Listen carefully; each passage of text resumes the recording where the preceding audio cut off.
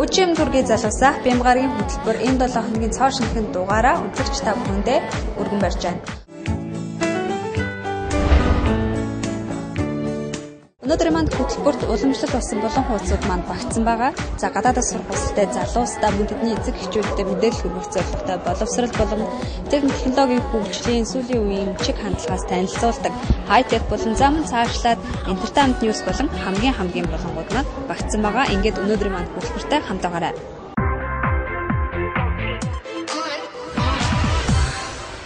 Монголын хийгээд гадаадын entertainment ертөнцид болж өнгөрсөн онцлог сонин үйл явдлаас дуулгадаг entertainment news болон эхэлж байна. Тэгээд өнгөрсөн 7 хоногийн хугацаанд ямар үзүүштэй, дуулуурштай, сонсуурштай үйл явдлууд болж өнгөрсөн байна. Хамтдаа үзцгээе.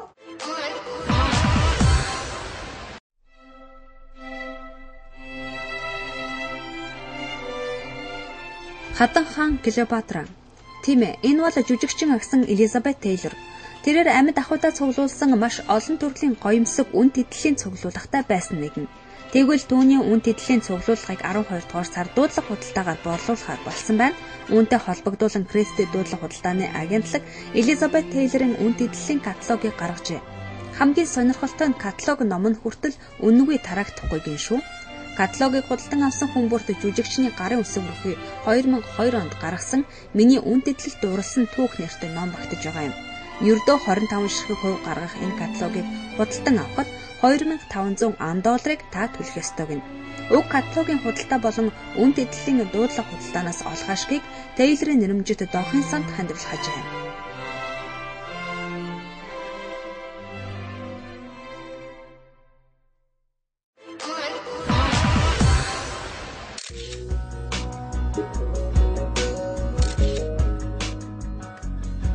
Холливуудын одод бие биетэйгээ ойр дотн нөхөрлж найзлах нь тун цөөхөн тохиолдол байдаг гэх. Тэгвэл дэлгэцийн үзэсгэлэнт бүсгүйчүүд болох Gwyneth Paltrow, Reese Witherspoon болон Cameron Diaz нар саяхны нэгэн өдөр Лос Анжелес хоттой Soho House гэмээр алдартай ресторанд хамтдаа хооллож нэгэн өдөр олонний нүдийг хужирлжээ. Хадагтай нар тус газарт албан маягаар хувцалсан хоёр залуутай хамт ирсгээсэн бөгөөд хувийн амьдралын талаар болон киноны ажлынхаа талаар ярилцаж инээд наргантай аз жаргалтай байсан тухай People сэтгүүлд бичсэн байна.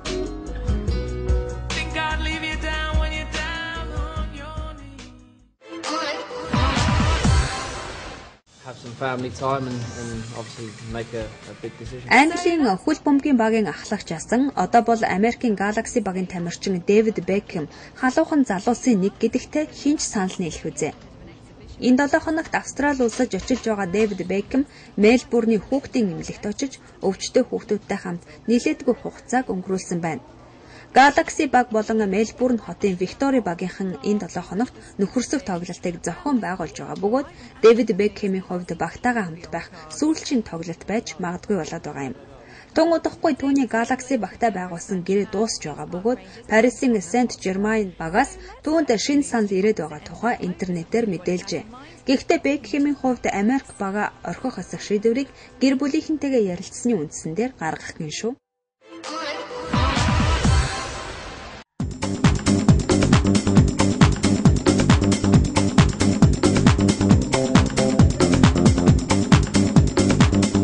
Анжелина Жоли муу охин уу? Жүжигчин маань анхны найруулагчийн ажлаа цус ба зөвгийн балны улсад нэртэйгээр эхлүүлээд байгаа юм. Тэгвэл түүний ажиллаж байгаа энэ кино аль хэдийн дуулан тараад эхэллээ. Оскарын шагналт жүжигчнийг сэтгүүлч Джеймс Ж. Брэддон өөрийнх нь ном зохиолыг зөвшөөрөлгүй ашигласан хэрэгээр шүүхэд өгöd байна. Хорватын сэтгүүлч тэрээр Босны шоронд хоригдсон хорват бүсгүйн тухай өгүүлдэг өөрийн зохиолыг дэлгэцийн бүтээл болгох талаар 2008 онд продюсер Эдин Старкигтэй хэд хэдэн удаа уулзаж байснаа ярьжээ. 2009 оны 5 дугаар сар тэрээр Жолигийн Зөв хийцгээ нэртэй сантай барилгын ажлын асуудлаар холбогдож байсан. Үүний дараа мөн Жолитай ч бас кино хийх талаараа уулзаж байсан гэнэ.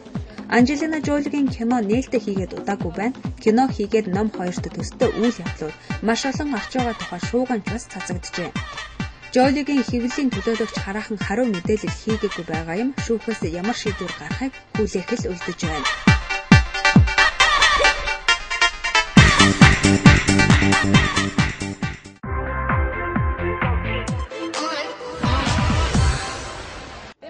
хөтөлбөр боловсрол болон гараа үргэлжлэн үзэгч та бүхэндээ хүрч байна. Өнөөдрийн хувьд бид Улаанбаатар хотноо төвтэй Лондонгийн бизнес санхүүгийн дээд сургуулийн төлөөлөгчийн газраас оюутан залуустай эцэг эхчүүдтэй боломжуудыг танилцуулах гэж байна. За тэгээд Лондонгийн бизнес санхүүгийн энэ сургууль маань оюутан залуустай ямар сэтгэлийг санал болгодог юм бол ямар боломжуудыг бас ямар хөтөлбөрүүдийг санал болгодгийг бүгдээрээ одоо хамтдаа үздэцгээе.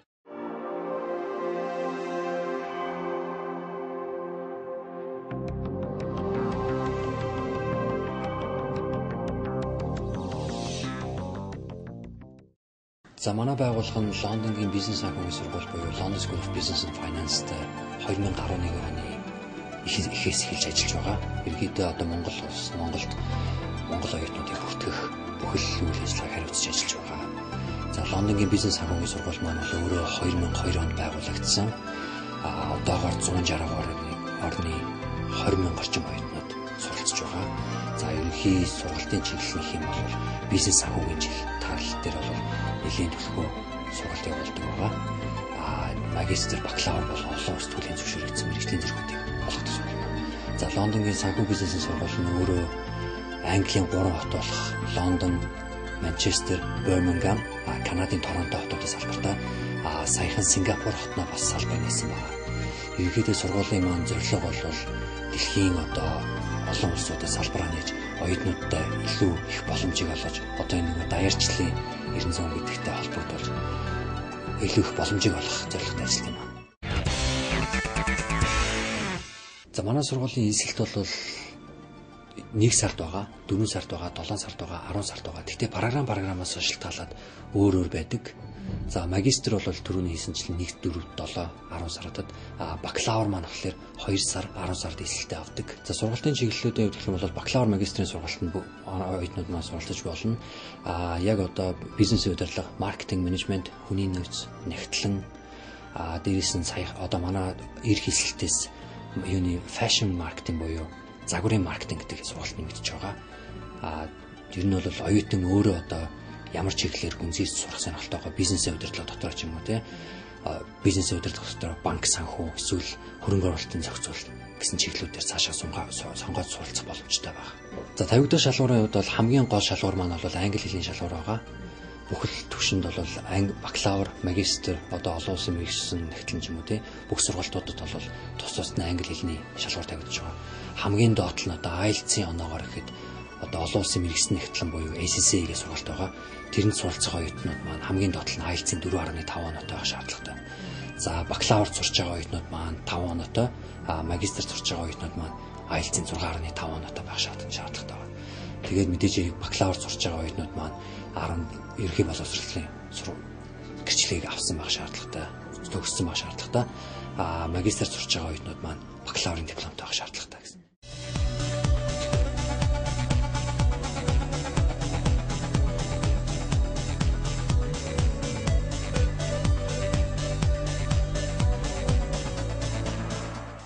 Хэрвээ одоо оюутан маань магадгүй 10 жилийн өмнө бакалавр 5-6 жилийн өмнө жиж болно л доо. Бакалаврын зэрэгээ авчихсан. Нөгөөх нь одоо өөр мэргэжлэр байж байгаа. Одоо бизнесийн чиглэлээр эсвэл санхүүгийн чиглэлээр суралцах гэж байж болно. Заавал одоо бакалавр тийм адилхан байх хэрэгтэй гэсэн шалгуур тавигдахгүй. Манай дээр одоо нөгөө ажлын дадлага одоо юуны бизнесийн одоо салбарт тодорхой хэмжээгээр ажилласан дадлага туршлагатай бол шууд магистрт орох бас боломжтой гэсэн. Сургалтын төлбөр бол ерөнхийдөө манайх юу байгаа? Монгол нөгөө Кентийн хунтайж Майкл гэж юм байдаг. Тэрний ивэлд манай сургууль дээр бол тэтгэлэгт хөтөлбөр хэрэгждэг юм байна. Тэгээд тэрний үндсэн дээр манай Монгол оюутнууд 20-50% тэтгэлэгтэйгээр хамрагдах боломжтой байдаг. Сургалтуудаас хамаарат. За одоо англи хэлний одоо бакалаврт явж байгаа оюутнуудын манайд бол жилийн сургалтын төлбөр нь хөнгөлөлтгүйгээр үнэ нь бол 9750 орчим английн фунт байдаг. За хөнгөлөлт нь хамрагдсны дараагаар бол нэг 5750 хүртэл паунд болох жишээтэй. За магистрийн сургалт маань бол ерөнхийдөө нэг 14000 орчим паундаас сургалтууд маань эхэлт юм байна. Магистрийн сургалтууд бол жилээрээ биш. Яг одоо нэг сургалтынхаа туршид хугацаанд 14000 паундаас эхэлдэг. Хөнгөлтийн дараагаар нэг 8000 орчим английн фунт болох жишээтэй. Яг амжиргааны зардал бол одоо хотуудаас шалтгаалаад өөрөөр байгаа. Түрүүн хэлсэн нөгөө манайх Англи, Канадад салбартай гэж хэлж байсан. Англид бол хотуудаас шалтгаалаад нэг сарын 600-аас 800 английн фунт байгаа. Канадад бол 1000-аас 1200 орчим Канад доллараар байдаг амжиргааны зардал.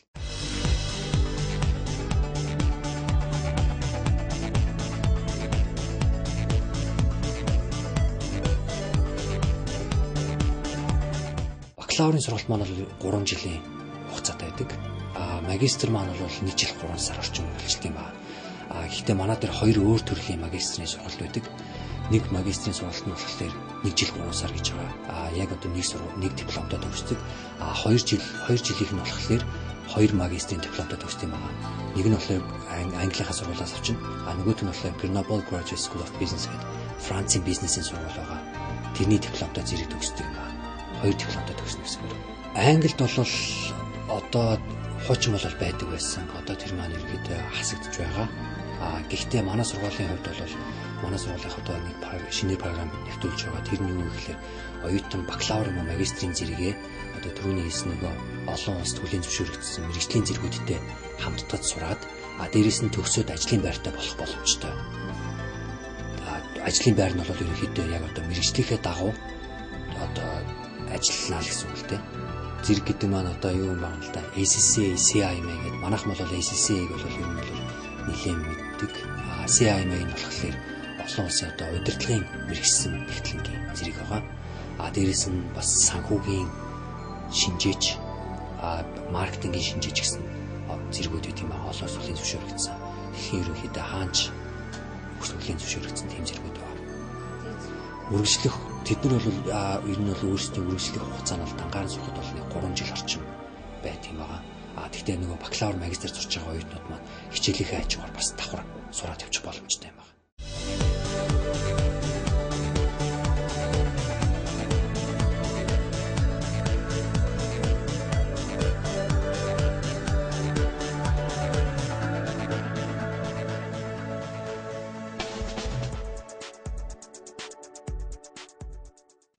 Ер нь яг багш нарын багш нарын дүгнэлт бол юу гэдэг вэ? Хилэн дээрээ их анхаарах хэрэгтэй. Одоо нөгөө шууд эндээс хичнээн нөгөө хилнийхээ бэлтгэлтэй явахгүйгээр зарим оюутнууд нөгөө айлцгаа шалгалтыг өгөөд төвшингээ хангаад явждаг. Очингот яг нэг шууд хичээлээ үзээд явах бол бас одоо орчинд нь очихоор бас арай өөр л явждаг. За ер нь бол яг энэ жилийн хувьд манайхаар явсан Монгол оюутнууд бол нэг 10 гаруй байгаа. Нийт сурж байгаа оюутны Монгол оюутны гэх юм бол 35 орчим Монгол оюутан суралцж байгаа. За ер нь бол одоо манад бүртгүүлж байгаа оюутнуудын ихэнх нь бол нөгөө ACCA олон улс төрлийн зөвшөөрөгдсөн зэрэгэд байгаа. Тэрүүгээр бол аюул сонирхож суралцж байгаа. Тэгээд бакалавр дараа нь бол бакалавр. Тэгээд дараа нь бол мэдээж англи хэлнийх нь одоо төвшингээ тогтоолгоо гэж юм. Англи хэлний төвшин хүрхгүй байгаа оюутнууд маань англи хэлэнд явж байгаа. Сургууль дээр манай Канадын салбар болон Английн салбар аль алин дээр нь бас англи хэл бэлтгэл явуулдаг. Тэр нь бол оюутан маань Канадын салбарт очиж англи хэлээ сурчаад Английн салбарт бакалавр, магистра ч юм уу шилжиж сурах боломжтой байдаг. За юу бол Английн визний хувьд бол Английн виз нь 2 төрөл байгаа. Англи хэлэнд явж байгаа ашиг яг одоо юуны ерөнхий оюутны визэнд гэсэн 2 чиглэлээр байгаа. За ер нь бол гарах магадлал бол аль алинд нь бол өндөр байдаг. Уусаа манай сургууль болохоор юуны бол Английн боловсролын яам болон одоо хэлийн алба гэж ярьж байгаа. Хэлийн алба гэхээр манайхаар гадаад хэргийн яам гэх юм. Тэр албанаас одоо магадлалын итгэмжлэгдсэн сургуулийг дээр явдаг. Цөөхөн сургуулиудын нэг юм байна. Тэгэхээр ерөнхийдөө бол сургуулийн тал дээр бол нэлээд найдвартай home office гэдэг одоо тэр нэг юугаар итгэмжлэгдсэн гадаад хэргийн ямар итгэмжлэгдсэн газар. Англи элчин сайдын яамн дээр мэдүүлнэ. Канадынхаа болохоор Канадын визний материалыг хүлээж авах төв дээр өгдөг юм аа. За хугацааны хувьд гэх юм бол одоо харилцан адилхан ерөнхийдөө нэг сараас 3 сар хүртэлх хугацаатай байдаг. Гэхдээ ер нь бол ихэнх тохиолдолд 1 сарын дотор ихтэй харин гарчдаг. Гэхдээ бид нар бол ер нь оюутнуудаа одоо хичээл эхлэхээсээ бас нэг 3 сарын өмнөөс материалаа бүртгүүлж эхлээд бүртгүүлээд явах юм бол арай цаг хожих юм бол хожих тал дээр зөвлөд юм аа.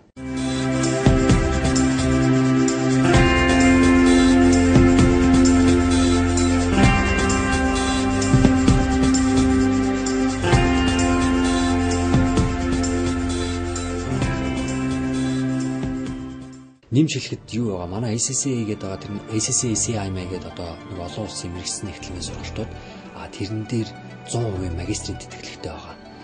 Ер нь бол өөрөөр хэлбэл ACCA юм уу CIMA-г сонгож сурч байгаа оюутнууд маань төгснөхийн дараагаар 100% тэтгэлэгтэйгээр магистрт сурах боломжтой. Тэгэхээр ерөөсөө ACCA CIMA-гийн сургалтын төлбөр бол ойролцоогоор 6150 орчим паунд болж байгаа. Энэ бол ерөөсөө бүтэн 3 жилийн сургалтын төлбөр. Одоо манай магистрийн зэрэг болон олон улсын зөвшөөрөгдсөн зэргүүд маань бүгдөө онлайнаар явагдах боломжтой байгаа. Монголд байх хугацаанд онлайнаар суралцж байгаа оюутнууд маань бол ерөнхийдөө онлайн номын сан тэгээ босод нөгөө одоо өөртөө яг одоо нэг програмаар суралцж байгаа оюутнуудтайгаа хоорондоо харьцаад багштайгаа бас давхар харилцаад явах боломжтой байдаг. Ер нь бол манай онлайн програм бол нэлийн дэлхийд дээгүүр ордог програмуудын нэг. Дэлхийн томоохон байгууллагууд бол манай онлайн програмыг ашиглаж боловсруучнуудыг бэлтгэдэг юм байна. За манай байгууллага нь Лондонгийн санхүү бизнесийн сургалтад хамтарч ажиллаж байгаа. Тэгэхээр хэрвээ Лондонгийн санхүү бизнесийн сургуульд суралцахыг хүсэж байгаа оюутан байвал манай төвд хандна уу?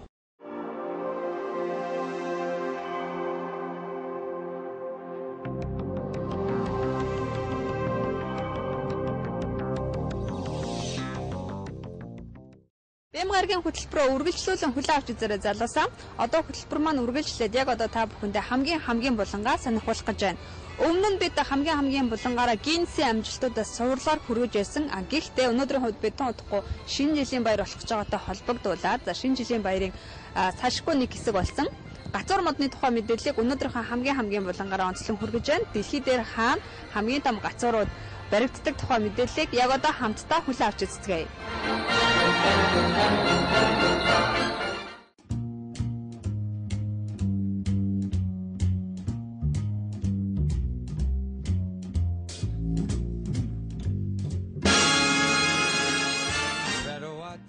Хамгийн үнэтэй зуус сарын мод.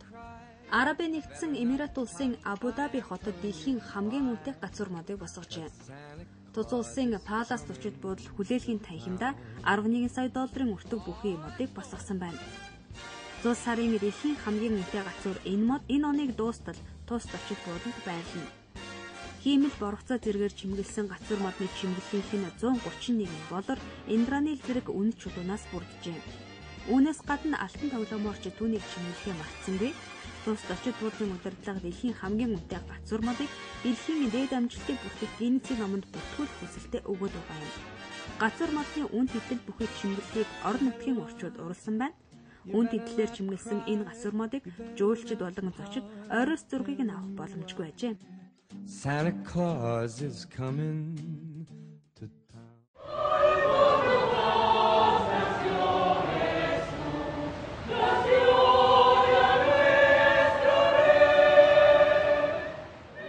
Сваровски шигтгээр хийгдсэн 100 сарын мод. Сваровски бол дэлхийн хамгийн гоёмсог өндөр зэрэглэлийн эрдэнэ чулууны нэг. Тэгвэл энэ тансаг зэрэглэлийн шигтгээр чимгэлсэн 100 сарын мод энэ жил нэлээд хэмжээгээр худалдаалагдана. Дэлхийн хамгийн тансаг зэрэглэлийн 100 сарын модонд 2000 гаруй шигтгэ орсон байдаг байна. Энэ мод нь Тайландын Siam Paragon дэлгүүрт байрлаад байгаа бөгөөд энэ оны хамгийн гайхалтай моднуудын нэг яхаарахгүй багтаж байна. Өөр нэгэн гайхамшигтай 100 сарын мод бол 7000 гаруй Сваровски шигтгээр чимгэлсэн мод нь Цюрихийн төв будалд байрладаг байна.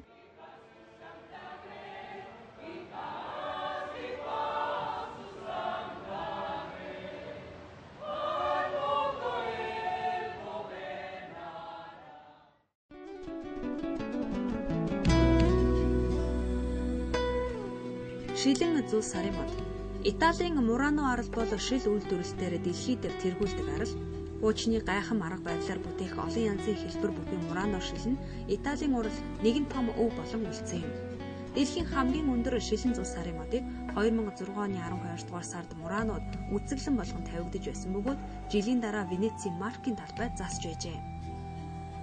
Архитектор Gianmarco Ferro, Paolo Dedemo, Alessio Di Lazzari зэрэг авиаслаг уран бүтээлчдийн хамтын ажиллагаагаар энэ томоохон төсөл амжилтанд хүрч 100 сарын баярын голлох бэлэг тэмдэг болж чадсан юм.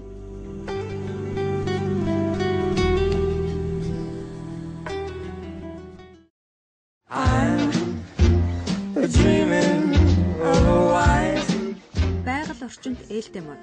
Хамгийн өвөрмөц 100 сарын моддын тоон 109-оор багтах нэгэн өвөрмөц мод бол байгаль орчинд ээлтэй усны саваар бүтээсэн мод.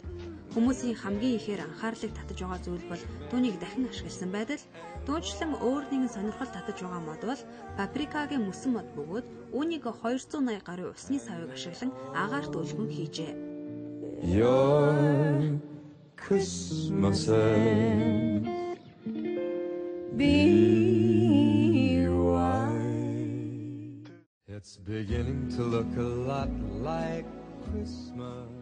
Очир алмаазан 100 сарын мод. Сүки химээх үнд идэл үйлдвэрлэгч компани анхны очир алмаазан 100 сарын модыг хийх санааг дэвшүүлжээ. Хэдэн сая доллараар бүрдсэн энэ мод бүтээгдсэн цагаас хойш дэлхийн хамгийн үнэтэй 100 сарын мод гэх гүншинг хүртээд байгаа юм. 913 каратын 1000 ширхэг очир алмаазаар чимгэлж 3762 жижиг шигтгэг суулгаж 500 гаруй гэрлээр чимгэлжээ. 1,550,000 доллараар 2007 оны байдлаар үнэлэгдэж байсан энэ мод нь 3,000 кг-ийн жинтэй.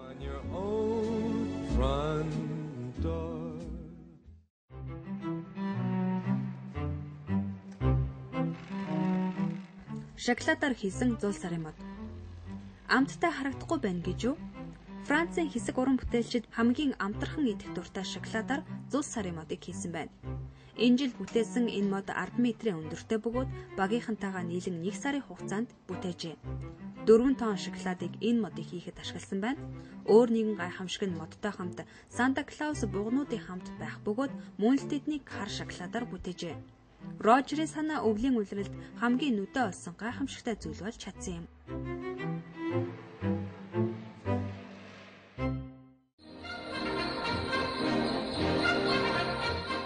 Хамгийн өндөр 100 сарын мод. 90 метрийн өндөртэй хиймэл гацуур мод байна гэд та төсөөлдөө. Мексик хотод дэлхийн дээд амжилтыг тогтоохоор барьсан энэ модыг ундааны лазер хийсэн бөгөөд улаан, цагаан, цэхэр өнгөнүүдээс мөчрөнд бүрдэж байжээ. Энэ өндөр модыг чимэглэхийн тулд 600 ширхэг 72 км-ийн ууртай гэрлэн чимэглэлийг ашигласан байна.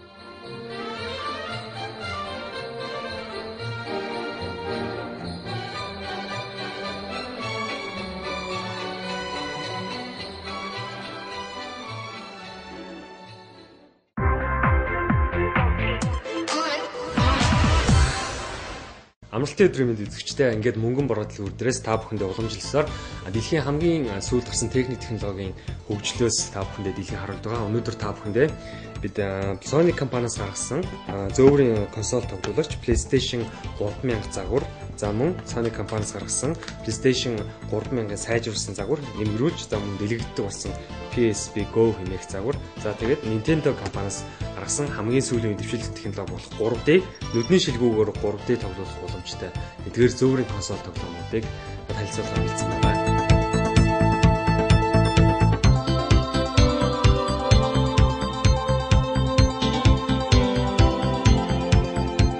Та бүхэнд хамгийн ихэнд Sony компаниас гаргасан PlayStation Pocket гэмэх PSP-ийн 3000 загварыг танилцуулъя. 3000 загвар нь бол 4 удаа шинжлэгдсэн байгаа. Хамгийн анхныхад P1000, за тэгээ 2000, 3000 загварууд сүүлд гарсан. Хамгийн анхны 1000 загвар нь болохоор зузаан тэгээд мөн wireless холболтгүй байсан бол харин 3000 загвар дээр wireless суурилгдсан. За мөн сүүлд гаргасан энэхүү бичил зургийн аппаратыг өөртөө суулгацсан 3000 загвар шинжилэгдсэн байгаа. Энэхүү зургийн аппаратаар бол тухайн тоглогч цөөн хідэн 4-5 бага насны хүүхдийн одоо камер ашиглаж тоглодог тоглоомуудыг тоглох боломжтой. За мөн 3000 загвар өмнөх загвартайгаа адилхан хойно UMD диск унших боломжтойгоор үйлдвэрлэгдсэн байдаг.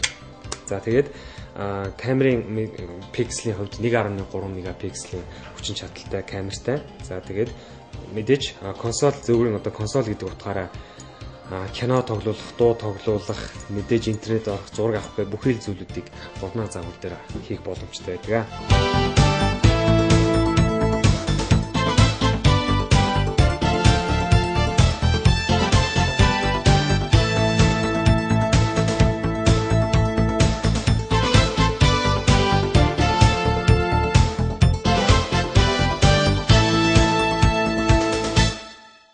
За мөн 3000 загварууд нь бас өмнөх загваруудаас бас юугаар ялгаатай гэхээр мэдээж хэрэг UMD диск буюу Universal Media Disc хэмээх Sony-гийн бичил одоо энэхүү дискийг унших боломжтой байдаг. За мөн давхар memory-наас тоглоом тоглох боломжтой болсон байгаа сүүлийн загварууд.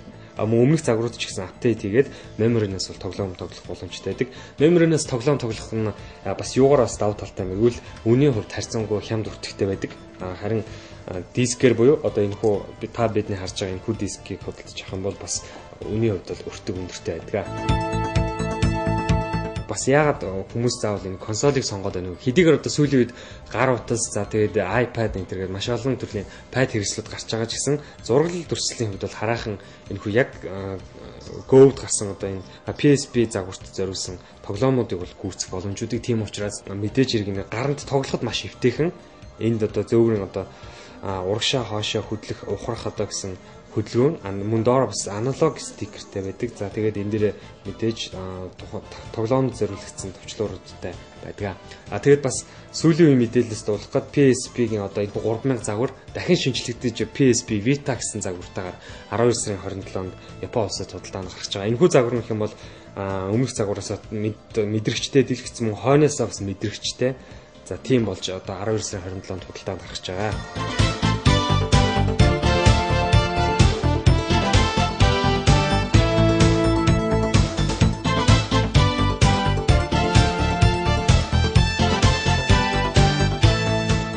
За энэхүү PSP Go загвар бол 2009 онд одоо төсөл нь боловсруулагдаж 2009 онд худалдаанд гарсан загвар байгаа. PSP 3000-ын бол нэмэгрүүлж бас авсаархан болгосон загвар байгаа.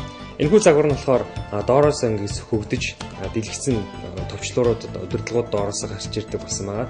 Энэ загвар нь бас юугаар онцлогтой вэ гэвэл зөвхөн memory stick-нээс тоглох боломжтой байдаг. UMD дискнээс тоглох боломжгүй байдаг. За тэгээ өөр төрөө мэдээж Bluetooth wireless холболтуудыг багтаасан. За тэгээд хөнгөн нэмгэн авсаархан болсон байгаа.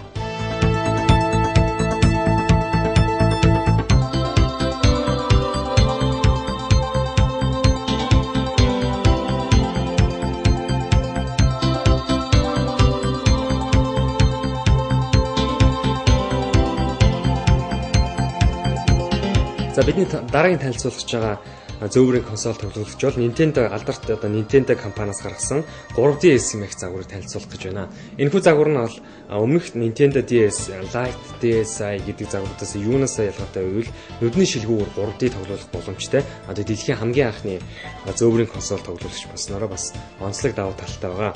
За мэдээж тоглоомуудын хувьд бол бүх тоглоом 3D-гээр хэдийгээр энэхүү тоглоомч гарсан ч гэсэн одоо тоглоом хийдэг компаниуд бол харьцангуй 3DS дээр бол цөөн тоглоомуудыг хийж үйлдвэрлэж байгаа. Угаасаа ч одоо 2010 онд гарсан болохоор цөөн тоглоомууд гарсан байгаа. За тэгээд энэхүү загвар бол memory disk ордог мөн энгийн одоо яг 3DS DSi-д зориулсан одоо энэхүү дискээр тоглоомыг тоглох боломжтой. За тэгээд SD картнаас зөвхөн дуу болон видеог тоглох боломжтой байдаг. Мөн энэхүү 3DS-ийн бусад PSP Go болон Vita загваруудаас юунаас ялгаатай вэ гэх юм бол энэ дээр бол тоочтой болж гисэн байгаа л да. Ингээд тоочтой за мөн интернет орно. Тэгээ бас 3G сүлжээг дэмждэг баснараа бас давуу талтай байгаа.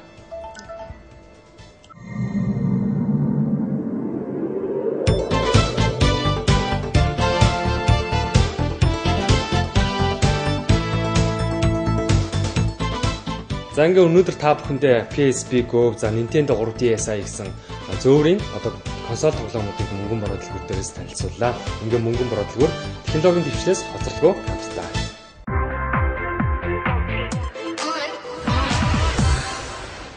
Өнөөдрийн хөтөлбөртэй хамт байсан залуустай баярлалаа. Хөтөлбөртэй холбоотой санал хүсэлтүүдэд яг одоо энэ доор дэлгэцээр гарч байгаа утсаар хандаж бидэнд ирүүлээрэй. Таны санал, таны хүсэл бидэнд үргэлж хамгийн үнэтэй байх болно. Ингээд дараагийнхаа дугаараар уулзцгаая. Түр баяртай.